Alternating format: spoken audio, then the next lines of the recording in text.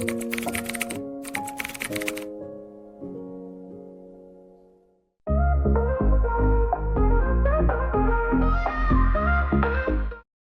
vegetables saved my legs and 5 are silently hurting yours.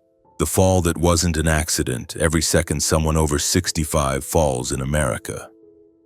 But the real danger isn't the fall itself. It's what came long before in the silence, the small signs and the legs no one ever thought to listen to. While the world argues over weapons, vaccines, and politics, some people are quietly losing themselves right there on the plate they thought was keeping them clean, healthy, and strong. Wherever you are, however old you are, I hope you still have steady legs and a heart that stays awake. Because today, Bon wants to tell you a story you may already be living. He didn't trip. He didn't slip. There was no drop in blood pressure, no stroke, no condition in the medical textbooks that could explain what happened. He simply stood up from his chair, took one step forward, and his knees collapsed as if they had broken from the inside. No warning, no sharp pain, just one thing, completely gone: stability. His name is Marvin Ellis, age 76. Known in Deschutes, Oregon as the living memory of the town, a quiet librarian. 3 hours of reading a day, health journals filled with neat handwriting, and a diet cleaner than anyone else his age. Marvin didn't smoke, didn't drink, and for 22 years after his wife passed, he healed himself through food: daily vegetables, less meat, more fiber, green smoothies, roasted eggplant, green bell pepper salads, steamed potatoes, raw tomatoes. And then he couldn't walk anymore.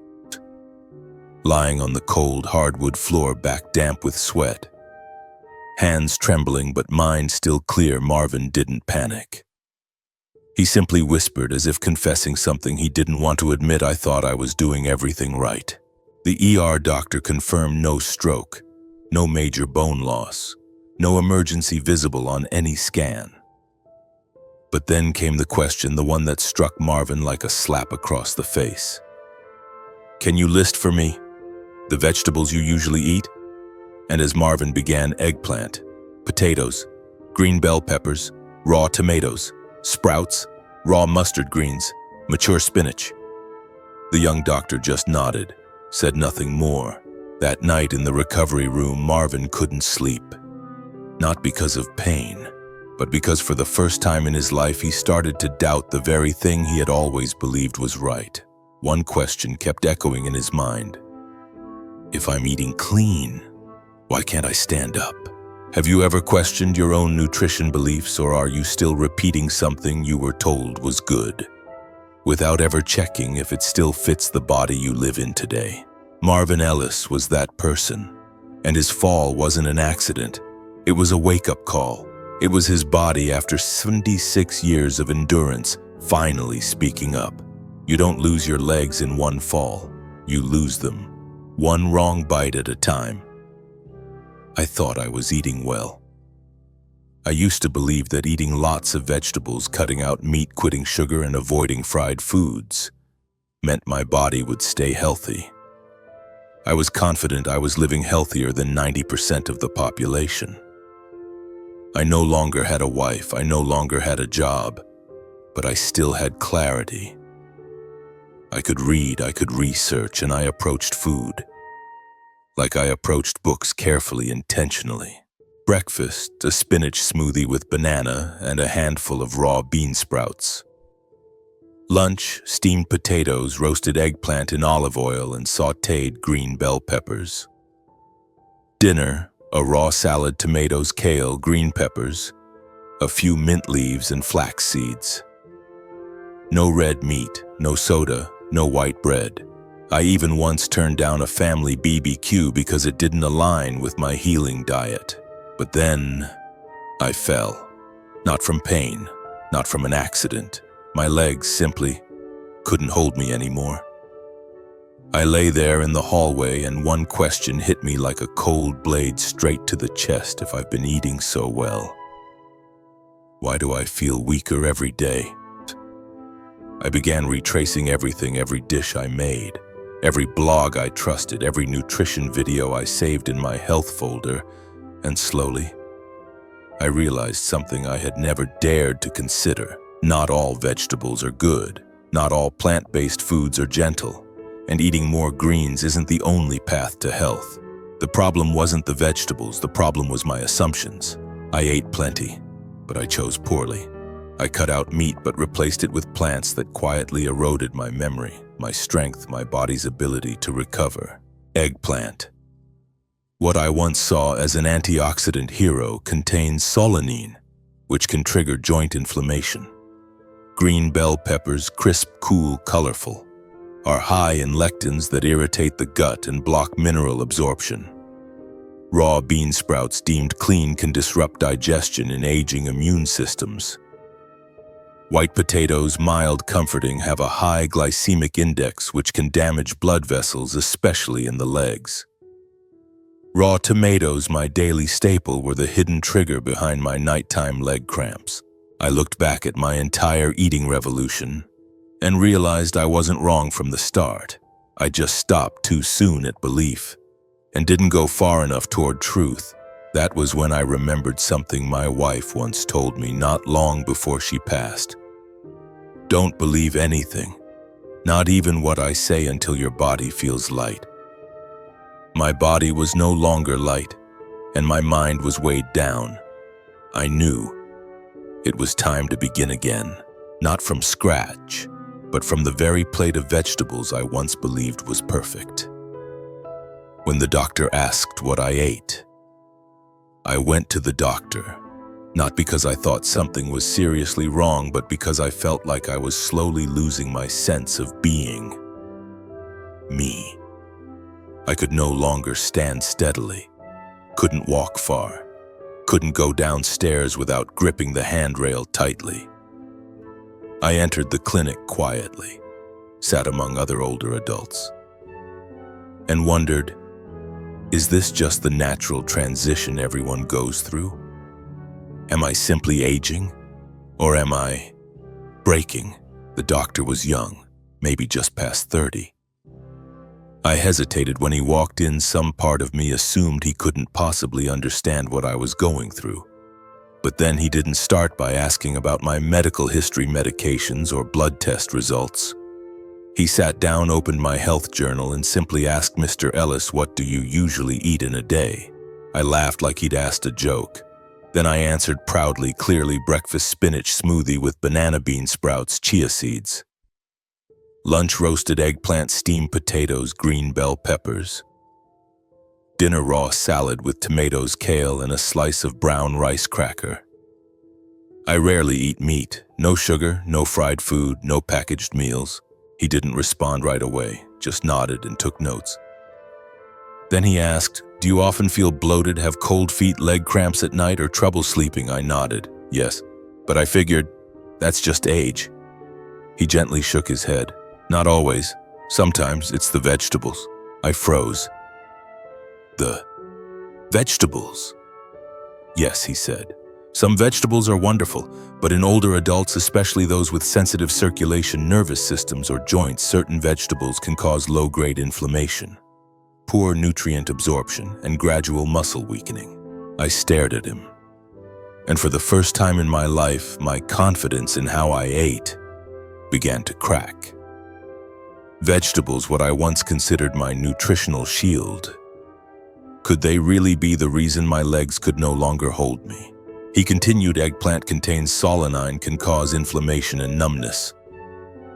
Green bell peppers are rich in lectins, can irritate the gut. White potatoes have a high glycemic index, can weaken blood vessels. Raw bean sprouts carry a risk of bacterial contamination. Mature spinach, high in oxalates, can block calcium absorption." I sat there in silence, not because I was shocked, but because I felt betrayed, not by the doctor, not even by the vegetables, but by myself. The man who had eaten this way for nearly a quarter of a century without once asking his own body what it needed, what it could tolerate, or what it might have been silently suffering from all along. I felt like I had been reading the wrong book for 20 years, and now I had to rewrite it, line by line, meal by meal, starting with the next one, the hidden harm in healthy things. I came home with a list, not a prescription, not test results, just a list of foods I'd been eating every day with notes written beside each item by my doctor. Eggplant. Solanine may trigger joint inflammation, knee pain, delays muscle repair. Green bell peppers. Lectins can cause mild gut inflammation and block zinc and iron absorption. Raw bean sprouts. Bacterial risk for weak digestion, stress on aging intestines. Raw tomatoes. If underripened, may cause stomach cramps and sensitivity.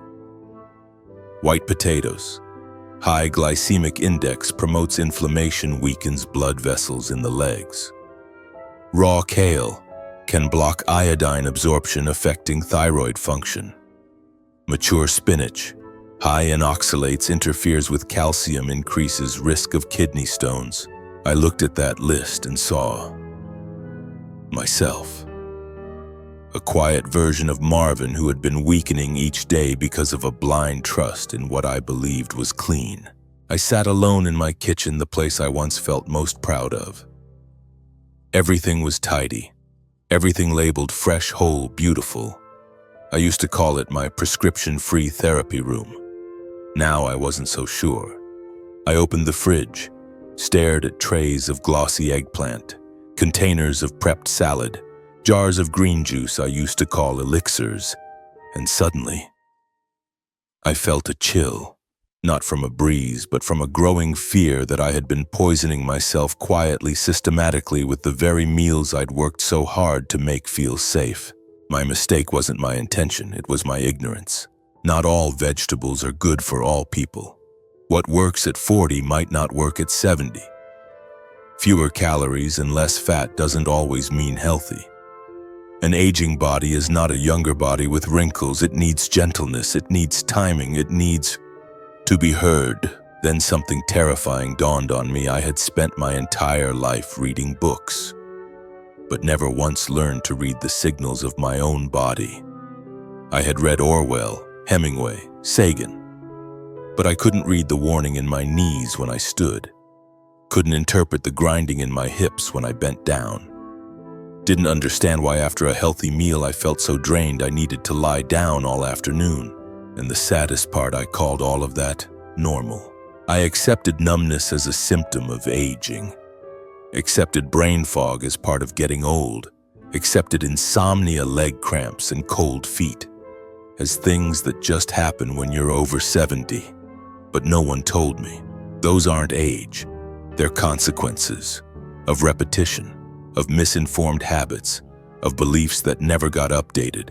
That afternoon, I walked slowly through my garden, not for exercise, but to feel each step, to see how long my body was still willing to carry me. And I made myself a promise: I will not keep walking with a body I'm quietly wounding every day with the hands I used to cook. I will start over. And this time I won't just learn how to eat again. I'll learn how to choose the right plants to live. A list that changed my life. 3 days after the fall, Emily showed up. My granddaughter, 28 years old, clinical nutrition student, currently interning at a nursing home in Portland. I didn't call her, but when she heard about my fall, she replied with just one sentence: "I'm coming. Not to save you, but to help you start again." Emily arrived with a backpack, a stack of notes, and a strange kind of presence, both firm and gentle. She didn't ask, "Are you okay?"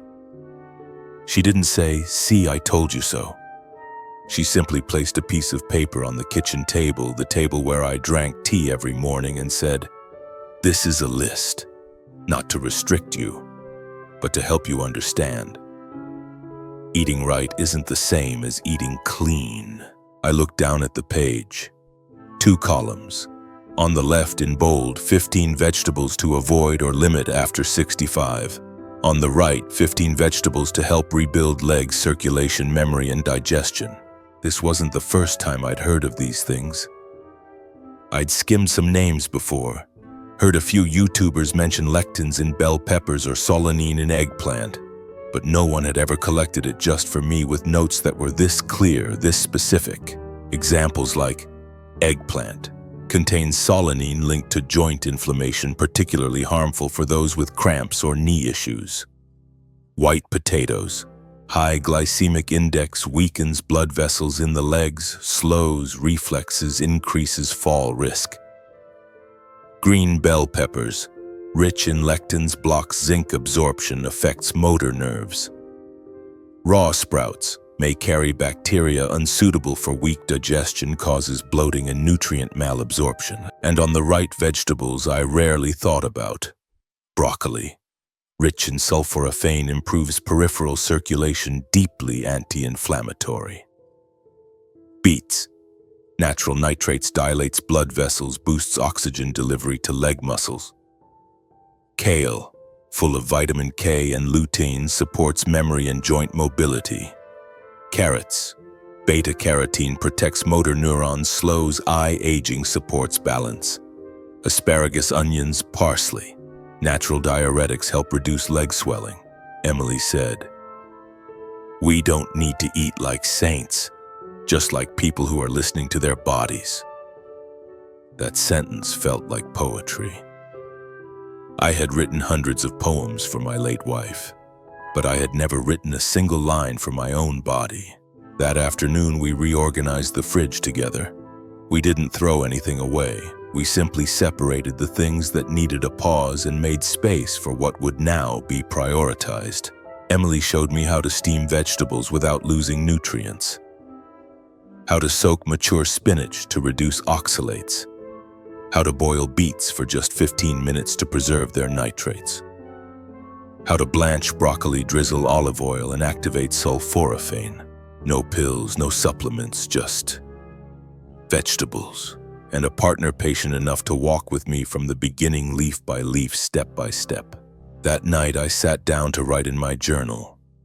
The first page since the fall. I didn't write about the pain.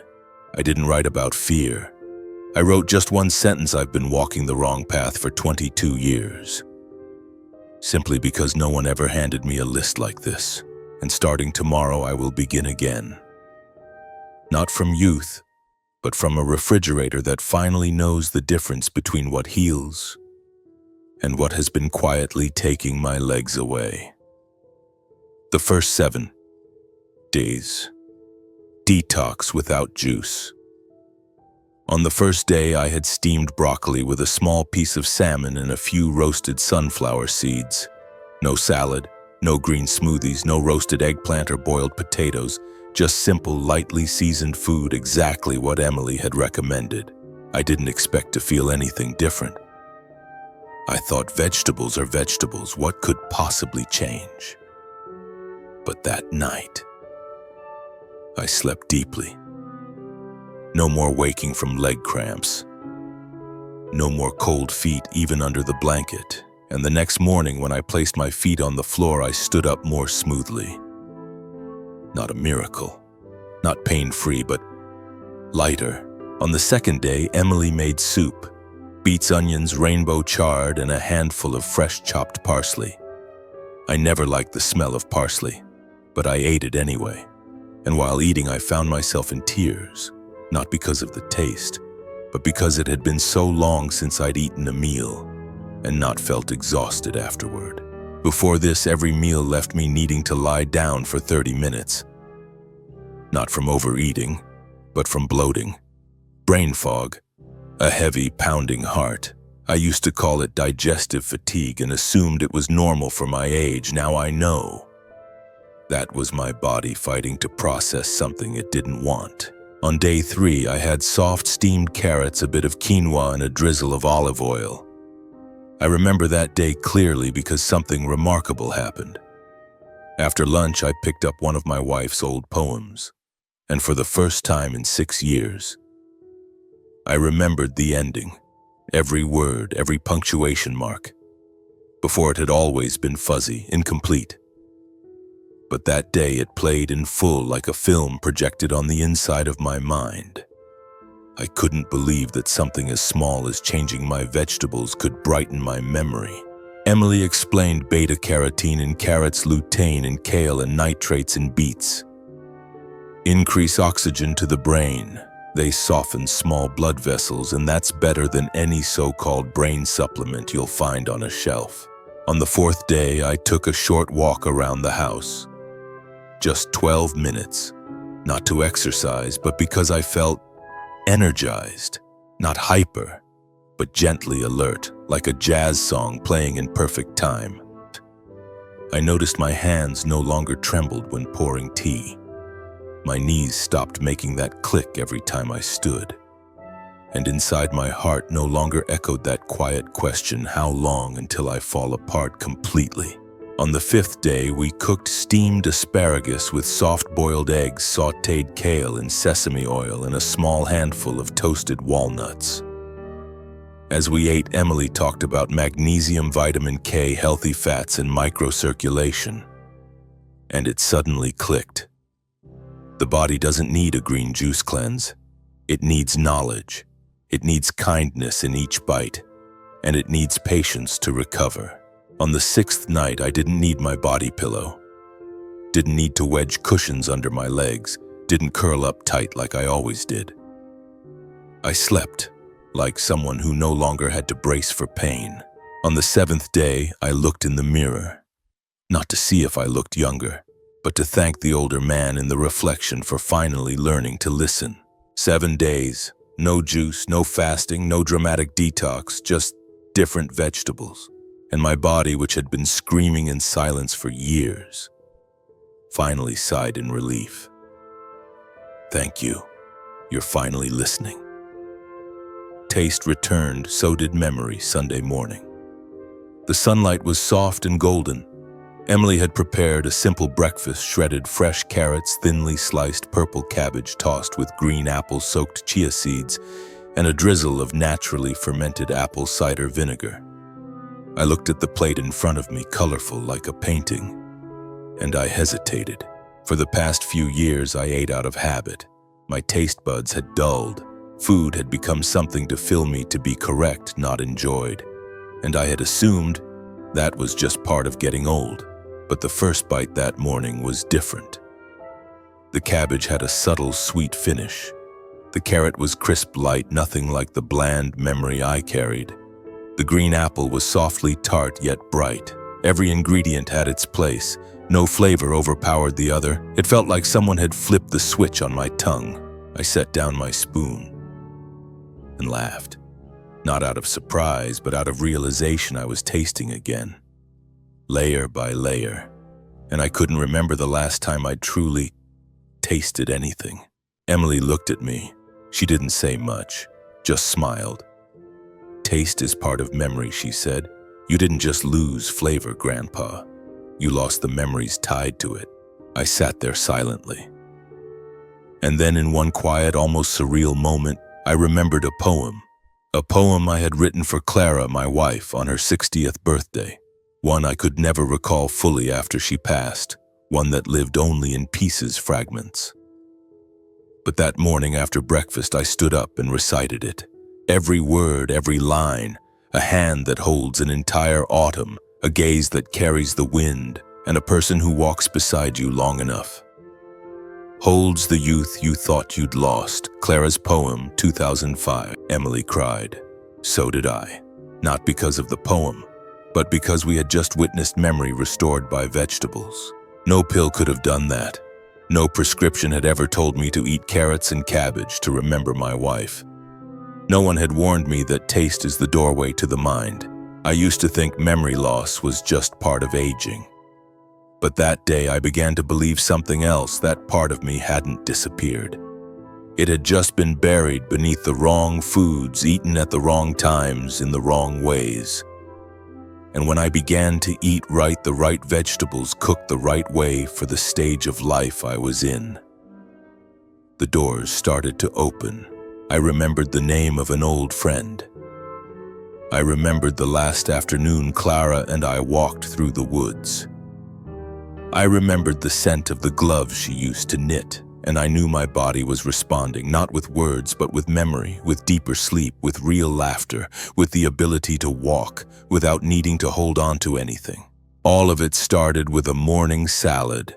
No magic, just the right food at the right moment and a man willing to eat slowly enough for his body to catch up and heal. The foods that made me cry. It was the 8th evening. Rain fell softly, not bitterly cold, just enough for my old knees to whisper their familiar warning. Be careful, it's raining today. Emily decided to make soup. Nothing fancy, just pumpkin onion leeks and a small handful of fresh basil. The aroma drifted from the kitchen, gentle like a song without words. I sat quietly at the table watching the soft gray sky through the window. It was overcast, but it didn't feel gloomy, just still. When Emily brought out the bowl of soup, she didn't say anything. She simply placed it in front of me as if she didn't want to disturb the fragile air surrounding me. I picked up the spoon, took the first sip. Warm, sweet, velvety like cream, and deep. I had never known pumpkin could taste like that. I'd had pumpkin before at hotel buffets roasted with sesame oil and black pepper. But never had I eaten a bowl of pumpkin soup that made me cry. But I did. Not because it was delicious, not because I was moved, but because after I finished it, I stood up and my knees didn't hurt. I took 3 steps without holding on to anything. I turned around and didn't hear that pop in my hips. I bent down to pick up a fallen napkin and my knees didn't resist. It wasn't magic. It was something deeper, a feeling that my body was coming back to me, that it was forgiving, that it was unlocking a door I didn't know I had sealed for years. I looked at Emily. She was still sitting there quietly. She didn't ask, "Are you okay?" She didn't say, "I told you so." She just looked at me with a softness and a certainty as if she already knew this moment would come. And I said just one thing: it's been a long time since I've truly felt like I'm recovering. Not on paper, but in every step I take. That night I walked around the porch. The rain was still falling, the wind still cold, but my legs didn't cramp. I looked up at the sky, and for the first time since the fall, I smiled. Not to comfort anyone, not to pretend I was okay, but to acknowledge something simple and profound: I was really coming back.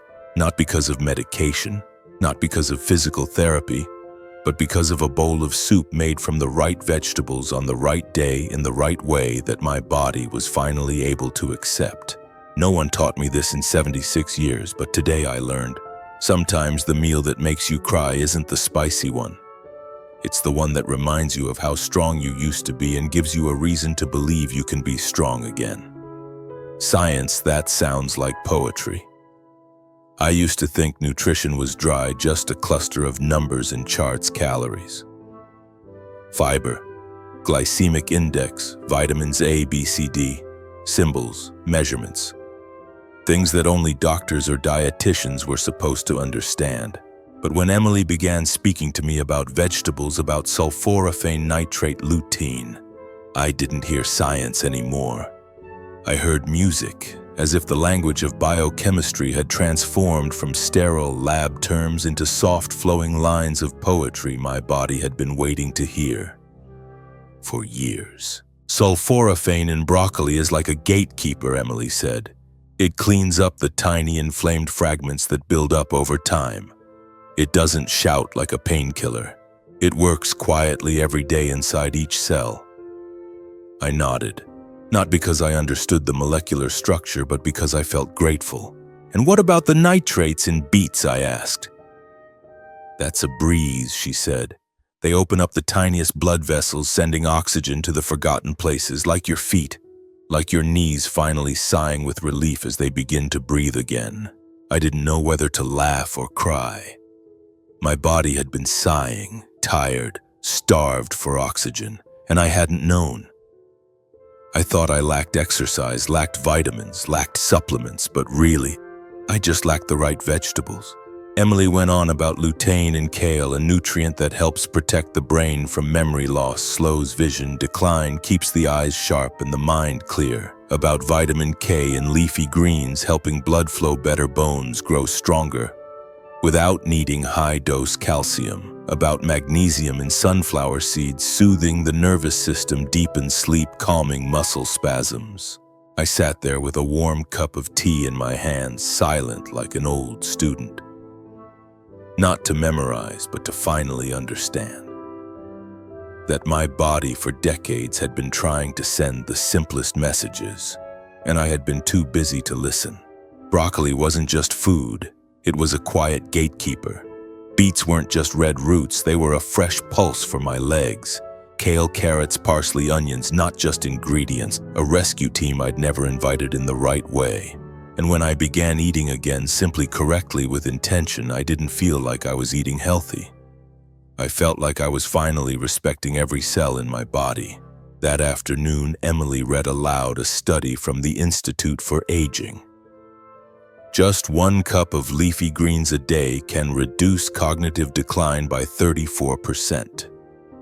I looked at her and said, "That's not just a number. That's a promise that I still have time." And I believed her. Not because of the science, but because with every step my legs were feeling it. Poetry had returned, not in books, but in my blood, in my joints, in every step that no longer felt burdened. I am walking again through life on a poem written in vegetable. The wrong green, the right green. I used to believe that green on my plate was the ultimate sign of health. The more green, the better. The more raw, the stronger. The more crisp, the cleaner. The less cooked, the more alive, and that was the mistake I carried with me for over 20 years. I fed my body daily with vegetables that looked right. Green bell pepper salads, raw tomatoes, sprouts, uncooked leafy greens, unblanched spinach. I was proud of my plate, always colorful, low in protein, oil-free, and barely salted. But now, standing in my kitchen light, hitting a plate of gently steamed broccoli, soft braised onions, sautéed kale with garlic, I understand something I never did before. Green isn't enough. You need to know which green is healing you and which green is quietly making you weaker. Back then I ate to be correct, now I eat to be honest. My new plate isn't Instagram worthy. No towering piles of raw greens, no super seed nut dressings, no artisan flax-crusted organic toast on the side. Just steamed broccoli, tender onions, half an avocado, and a spoonful of real olive oil. But that plate did something no vibrant raw salad ever did. It helped me stand up without grabbing the chair. One afternoon, Emily opened the fridge, picked up a bundle of mustard greens I used to eat often. She didn't throw it out. She simply said, "This is still a vegetable, but it's not for you.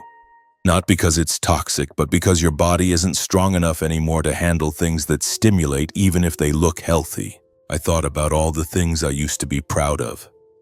The raw salad I once showed off to friends. The times I refused someone's well-cooked soup because overcooking destroys nutrients. And I had to admit I was obsessed with the image of health instead of its essence. Now I feel something different. Not younger, not revived, but calmer. Calmer when I stand, calmer when I step down the stairs without bracing. Calmer when I look at a vegetable and ask, does my body truly need you? Or is it just my mind that's attached to the idea of you? One afternoon, Emily asked me, "Grandpa, what's the biggest lesson you've learned from all of this?" And I said, that not every vegetable is green, and not every green brings healing. Some greens made me collapse. Others are giving me the chance to stand again. I don't need to eat pretty. I need to eat right. And because of that, I've walked farther, stood stronger. All by choosing the right green for the man I am now. When you start walking toward yourself again, everyone has a turning point.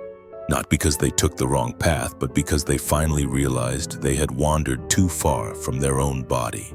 I used to live like a health guardian, reading every food label, blending my own smoothies, weighing vegetables to the gram, avoiding sugar spoon by spoon, but I wasn't living like a friend to my body. I didn't listen to the subtle ache in my heels. Never questioned why my knees trembled after a lunch full of raw greens. I simply labeled it aging and kept eating because I believed I was doing the right thing until that morning. I opened the back door, the little stone path that led to the garden still the same. But for the first time in years, I walked without looking at my feet, without testing each step, without fearing this could give out at any moment. I stepped outside not to go anywhere, but to come home, to the feeling of being able to trust my own footing, to a body that no longer resisted every time I tried to rise, to a rhythm of living that didn't demand constant vigilance. I had walked away from myself step by step through each healthy vegetable I thought was saving me. Now I'm walking back, also step by step through vegetables that are wiser, gentler, and more forgiving for the age I am. That evening, I cooked something I used to hate, kale sautéed with garlic. I'd always found it bitter coarse, hard to chew. But that night, with a bit of bone broth and olive oil, it softened into something almost like an apology. I ate slowly, chewed mindfully, and somewhere between those humble bites I said something out loud as if Clara, my wife, were sitting across from me. I'm sorry for abandoning myself for so long. Emily looked up. I didn't need to explain. She knew this wasn't just a meal. It was a ritual, a quiet return. From that day forward, I stopped counting calories, stopped measuring grams of fiber. I only measured one thing: whether my legs felt safe walking forward. And I realized, when you begin walking back toward your own body, it opens the door. Even if you've neglected it, misunderstood it, ignored it, it still forgives you if you're truly willing to return. I'm not trying to become the Marvin I was at 50. I don't need to. All I want is to be the 76-year-old man who stands with confidence, sleeps deeply, remembers his wife's poetry, and walks out onto the porch each morning without needing the handrail. I spent many years walking away from myself. But now, with the right vegetables, the right preparation, and the right intention, I'm coming back. One step at a time. A note to anyone who thinks it's too late. If you're still listening, chances are you've felt what I've felt. You've sat at the edge of the bed in the morning, looked down at your legs, and quietly wondered, how much longer will they hold me? You've sighed after meals, not from fullness, but from fatigue. You've filed away your quiet pains as just another part of getting old and accepted them like a sentence. I used to believe that old age was a time for enduring, not for recovering, not for beginning again. But I was wrong. I'm writing this chapter as a letter to you, to anyone who feels like they've gone too far from the health they used to have, too far from the legs that once carried them to work, to the park, to joy, too far from a night's sleep without pills, too far from a body they once believed was strong. I'm here to tell you something simple: you're not too late. You've just been on the wrong path, and the right path. It's not in a bottle of supplements, not in a trendy low-carb or keto diet, not in a 30-second ad for a new superfood. It's in the smallest things: a bunch of kale cooked gently instead of raw, a carrot steamed instead of juiced, a bowl of beet soup instead of raw sprout salad, a meal not pretty for Instagram but beautiful for healing. If I could turn around at 76 after 20 years of eating the wrong way while thinking I was right, then so can you.